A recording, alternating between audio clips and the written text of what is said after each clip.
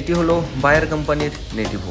এর মধ্যে টেকনিক্যাল আছে টেবুকোনাজল এবং ট্রাইফক্সিস্ট্রোবিন, যেটি সিস্টেমেটিক এবং তার সাথে সাথে ট্রান্সল্যামিনার অ্যাকশনযুক্ত, তার সাথে ব্রড স্পেকট্রাম গুণের মধ্যেও আছে।